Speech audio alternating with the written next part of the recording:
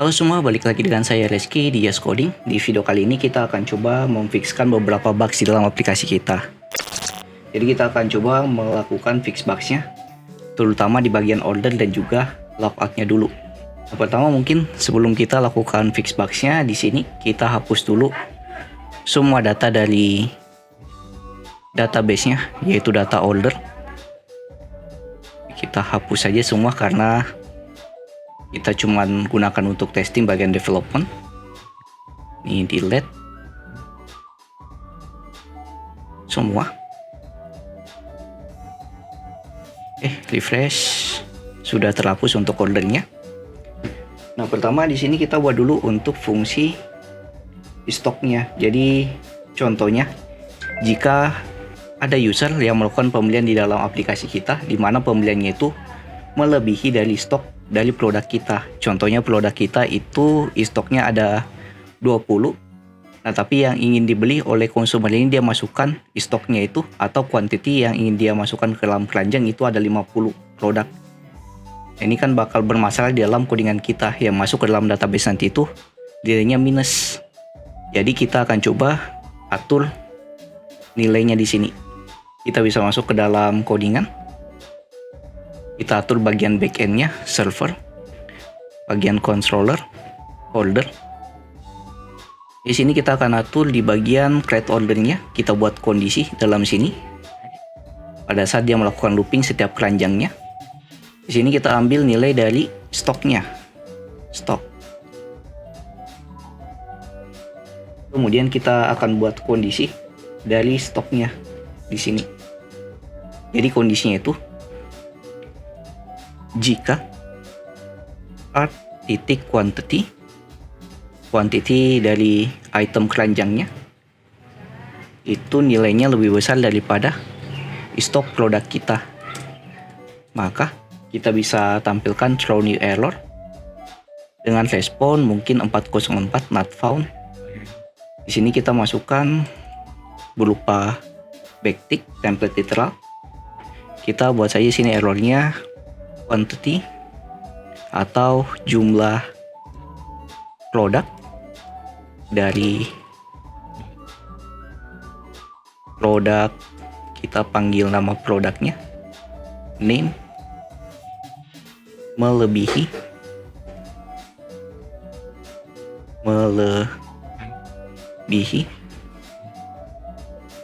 batas stok produk.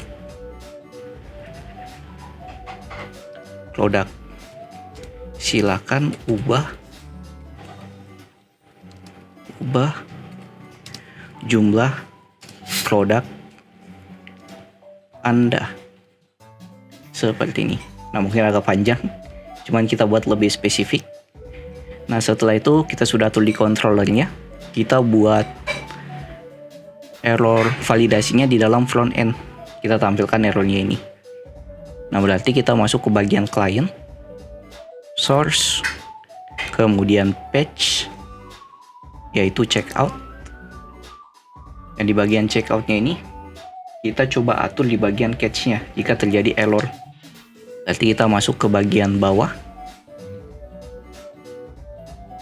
Di sini, di catch, kita tidak perlu tampilkan di console log, tapi kita tampilkan berdasarkan source-nya.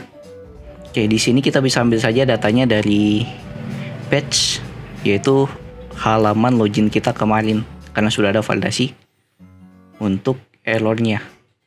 Nah, kayak gini kita tampilkan berupa toast. Kita bisa copy dari sini ke sini, kita tidak perlu return null karena kita jalankannya berupa fungsinya, bukan actionnya. Ini error, tampilkan error, respon, data, kemudian message dari errornya. Kemudian kita toast error dari message-nya apa. Nah, toastnya kita sudah import juga, kita coba testing apakah errornya tampil atau tidak. Sini kita jalankan di terminal npm run dev, kita jalankan kedua aplikasi kita, yaitu BE dan juga front end-nya.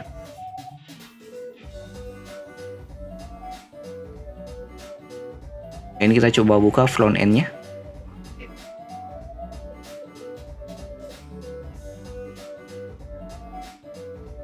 Di sini sudah login, atau mungkin saya logout dulu. Nah, ini lockoutnya juga bermasalah.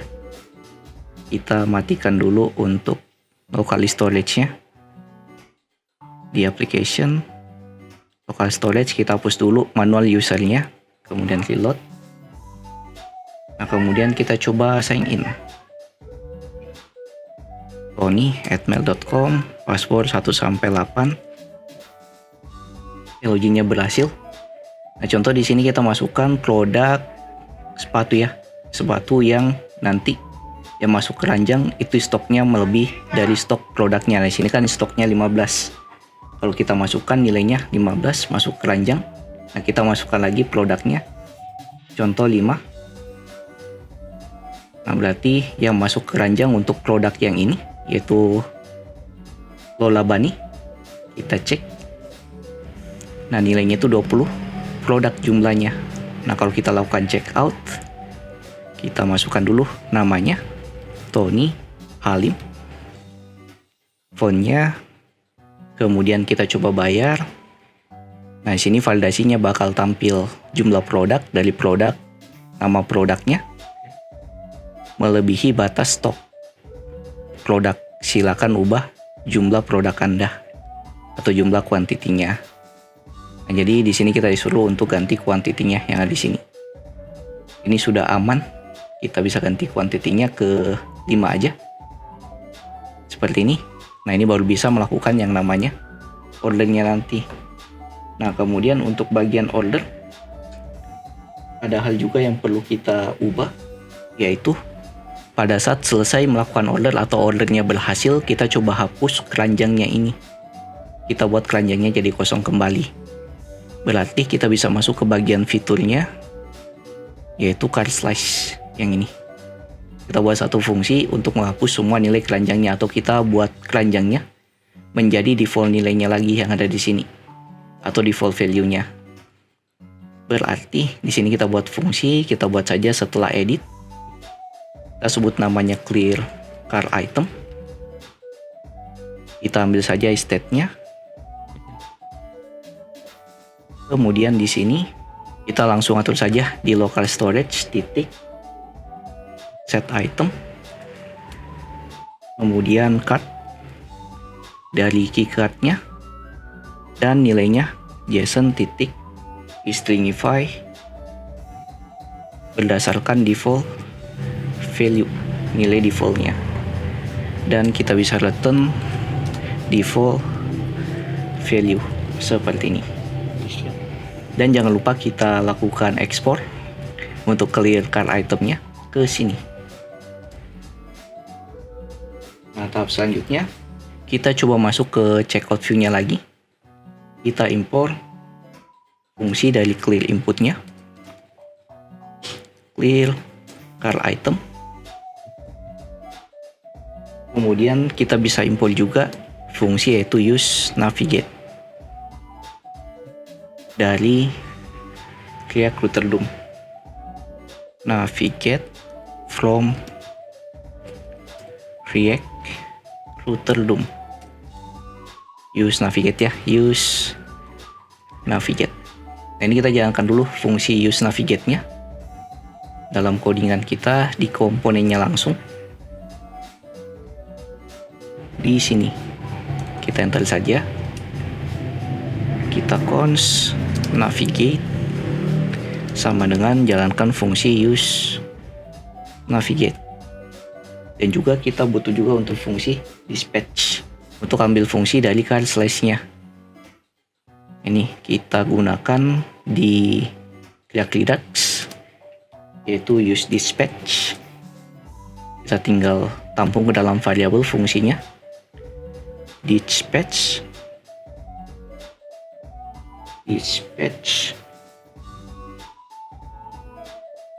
dari use dispatch. Nah, kemudian kita tinggal buat nilainya di sini. Nah, di sini kenapa kita butuh navigate? Jadi pada saat dia selesai melakukan order, kita arahkan dia ke halaman orders. Kita coba atur di bagian suksesnya jika dia berhasil. Nah, berarti di sini kita coba navigate navigate ke halaman /orders dan dispatch-nya kita hilangkan keranjangnya, clear car item, dan kayaknya alarmnya kita tidak butuh, kita hapus saja. Nah, seperti ini.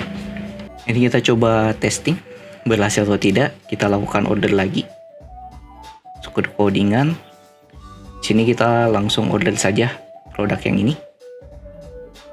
Sini Reski Putra, kemudian font 1 2 3, kemudian kita masuk ke simulator. Kita gunakan pembayaran menggunakan BCA, virtual account. Ini kita coba bayar. Kita pakai BCA, copy ke sini, incur, oke, aman. Kita cek status, oke. Nah, dia akan mengarah ke halaman order dan juga keranjangnya kembali kosong pada saat kita melakukan ordernya. Nah, kemudian untuk fungsi yang kedua yang akan kita fixkan yaitu fungsi logoutnya ini. Bagaimana jika di cookiesnya kita hapus datanya? Kita masuk ke application, bagian cookies, kita hapus data dari JWT-nya. Di sini kita hapus. Nah, kemudian di sini kita coba logout, dia tidak bakal bisa. Dia bakal error yaitu unauthorized. Artinya kita harus login dulu kalau kita ingin atur logoutnya, tapi JWT kita sudah terhapus nih di dalam cookiesnya. Jadi solusinya kita bisa gunakan try and catch di fungsi dari logoutnya. Kita masuk ke bagian komponen, yaitu navigasi, nav, yang mengatur fungsi logout yang ini. Kita gunakan try and catch. Try and catch yang ini kita masukkan ke try-nya.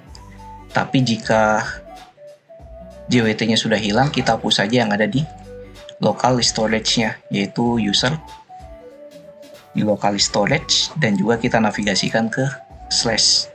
Dan juga di sini harusnya kita bisa gunakan juga untuk clear keranjangnya. Jadi pada saat kita logout, kita clear juga keranjangnya supaya nanti kalau ada user lain yang melakukan login di dalam PC kita, produk-produk yang kita masukkan ke keranjang itu tidak bakal ditampilkan lagi atau bakal di clear. Ini clear car item. Kita coba olah di sini menggunakan dispatch, clear car item, dan kita pasang juga di bagian bawah yang ini seperti ini. Oke, bedanya sini yang di try-nya itu pakai wait untuk ambil endpoint-nya dari fungsi out logout. Yang case-nya itu tidak perlu karena JWT-nya sudah hilang. Jadi kita cuma hapus local storage-nya saja. Kita coba reload. Nah, di sini kalau kita cek lagi di bagian application cookies, di sini kita sudah tidak ada yang namanya JWT kita yang melakukan login yang kita gunakan tadi untuk login, untuk mengakses logout-nya. Tapi pada saat kita logout, nah dia cuma menghapus yang namanya local storage-nya di sini. Nah, ini karena kembali ke default dengan nilainya kosong. Oke, mungkin sekian cara kita untuk atur bugs-nya di dalam aplikasi kita. Di video berikutnya kita akan coba untuk membuat fitur page not found di dalam aplikasi kita. Contohnya jika kita masuk ke halaman yang belum terdaftar di app.jsx-nya. Contoh order, kemudian kita masukkan URL-nya random. Nah, ini bakal tampil seperti ini dengan error 404 not found. Kita akan buat untuk error page-nya ini dan kita akan coba styling. Jadi jika ditanyakan silahkan masuk ke grup Discord yang linknya ada di pin komen. Jangan lupa like, komen, dan share ke teman-teman kalian. See you next video. Have a nice day and bye.